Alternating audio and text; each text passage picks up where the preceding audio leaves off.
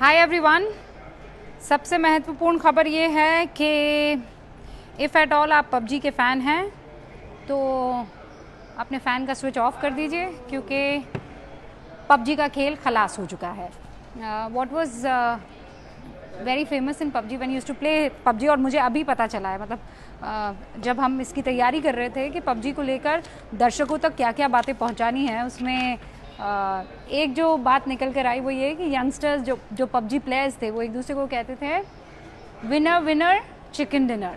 सो winner obviously Hindustan है इस case में, इसलिए क्योंकि चीन और हिंदुस्तान के बीच में जो तनातनी चल रही है, पहले भी आपने देखा ऐप्स को बैन किया गया, और टिकटॉक जो बहुत लोग जिस टिकटॉक से जुड़े हुए थे, कई लोग तो उसे अपने कमाई का ज़रिया बना चुके थे। लेकिन देखिए, हिंदुस्तान की संप्रभुता, हिंदुस्तान की और राष्ट्र की रक्षा वो ज़्यादा महत्वपूर्ण है, और इसीलिए सरकार की तरफ से ये फैसला लिया गया। और आज एक बार फिर से 118 एप्लीकेशंस और ऐप्स जो हैं उनका सरकार ने जिक्र करते हुए कहा कि ये हमारी संप्रभुता को नुकसान पहुंचा रही है, ठेस पहुंचा रही है, और इसीलिए बेहतर यही होगा कि इन सारे ऐप्स को बैन कर दिया जाए। Now I want to talk about PUBG, क्योंकि ज़्यादातर हिंदुस्तान में जो स्टूडेंट्स हैं, जो यंगस्टर्स हैं, वो पबजी के बड़े दीवाने हैं।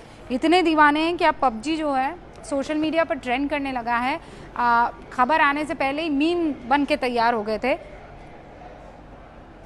पबजी इतना इम्पोर्टेंट क्यों है, या पबजी को लेकर लोग इतने दीवाने क्यों हैं? पहले तो इसका बैकग्राउंड थोड़ा सा आपको समझा देती हूँ। हिंदुस्तान में, खासकर हमारे देश में 17 करोड़ 50 लाख इसके यूज़र्स हैं, या उन लोगों ने इंस्टॉल किया है। 17 करोड़ 50 लाख लोगों ने। ये अगर मैं परसेंटेज में कन्वर्ट करने की कोशिश करूं तो पूरी दुनिया का 24% हिंदुस्तान में पबजी खेलता था, पूरी दुनिया का। और पूरी दुनिया की अगर बात करूं तो अराउंड 73 करोड़ 40 लाख पीपल, यानी 73 करोड़ 40 लाख लोगों ने इसे इंस्टॉल किया था और इसे खेलते थे। पबजी की जब मैं बात कर रही थी तो आयुष मेरे एक सहयोगी हैं, हमारे यहाँ पर काम करते हैं। ये पबजी के बहुत बड़े फ़ैन निकले और बहुत कायदे से हमारी बातों को जब हम तैयारी कर रहे थे तो सुन रहे थे। और उसके बाद जब प्लेयर साहब से रहा नहीं गया तो आके और इन्होंने बताया कि पबजी जो है वो फेमस क्यों हुआ। एंड ही टोल्ड अस कि मैं खुद पबजी खेलता था, और पबजी के फेमस होने के पीछे एक तो उसका रियल टाइम प्लेइंग जो फंडा था वो, और दूसरा उसके टूर्नामेंट्स होने रखे थे। आयुष, पहला रिएक्शन मुझे दीजिए कि पबजी बैन हो गया, ये सुना आपने तो आपको क्या लगा?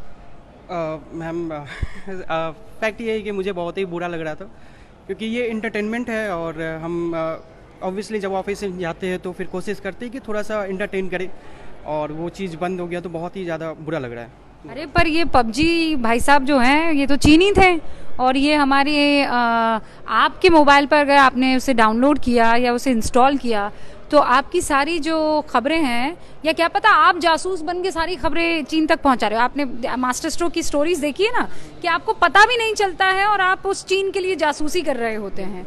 प्रॉबली क्या यही वजह है कि सरकार ने बैन किया?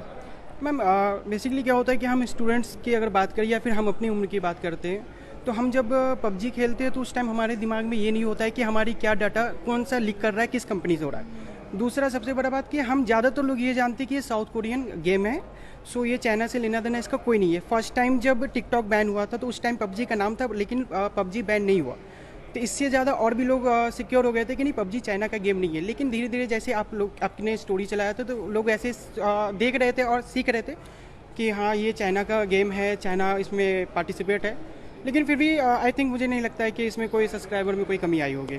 दिन प्रतिदिन लोग और गेम खेलते ही जा रहे थे। Alright, thank you Ayush. लेकिन आयुष का दिल जो है वो टूटा हुआ है। आयुष ये बता रहे हैं कि भाई जब हम गेम खेलते थे तो हम कभी ये सोच कर नहीं खेलते थे कि भाई गेम है, और गेम जब आप खेलते हैं तो बिल्कुल एंटरटेन्ड होने के लिए खेल रहे होते हैं, तब ये आपको पता नहीं होता। और शायद इसी का नाजायज़ फ़ायदा जो है वो चीन उठा रहा था। अब जैसा आयुष बता रहे थे कि हमें ये पता था कि ये साउथ कोरियन कंपनी है, तो मैं बताती हूँ खेल क्या हुआ है। ये गेम जो है ये डेवलप किया गया था एक साउथ कोरियन कंपनी की तरफ से, उसका नाम है ब्लू होल, राइट, या ब्लू होल।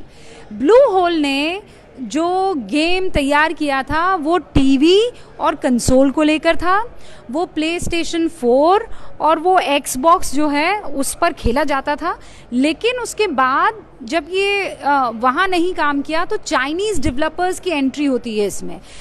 ये जो South Korean company Blue Hole का मैं जिक्र कर रही हूँ, उसने पबजी कॉरपोरेशन नाम की एक कंपनी बनाई थी जिसके तहत इसे डेवलप किया गया इस गेम को।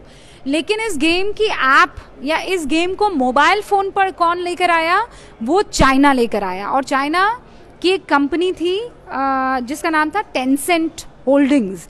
तो पबजी कॉरपोरेशन ने इस चाइनीज़ डेवलपर को मोबाइल पर पबजी लाने के लिए टेंसेंट होल्डिंग को राइट्स दिए, कुछ 11.5% उसका हिस्सा है।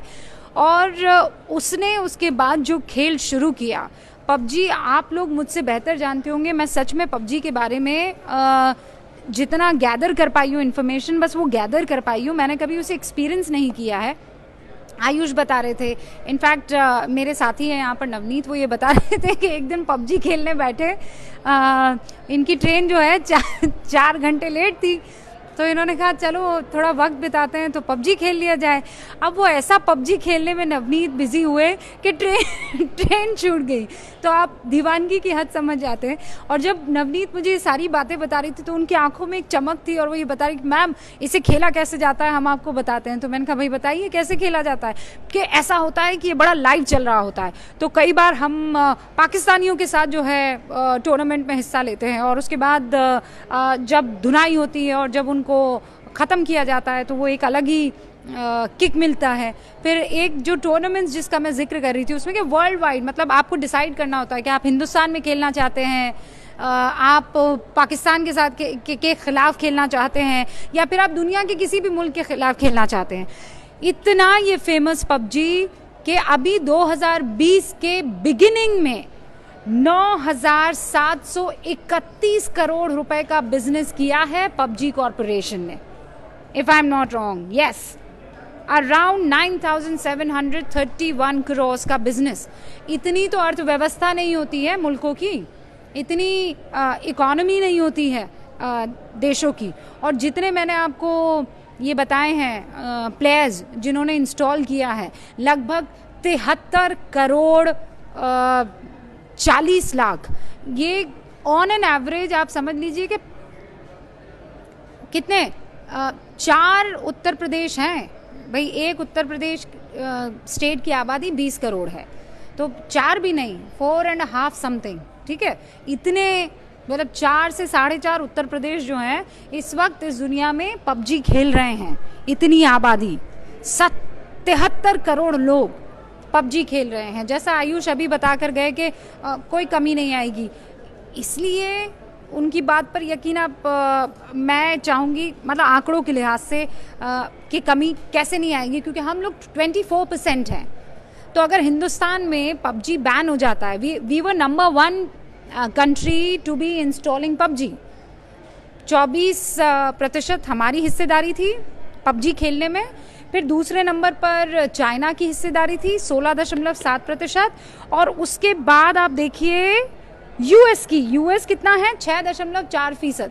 तो यूएस तीसरे नंबर पर, दूसरे नंबर पर चाइना जिसने मोबाइल पे ये ऐप डेवलप की या गेम डेवलप किया, और पहले नंबर पर मारो हिंदुस्तान।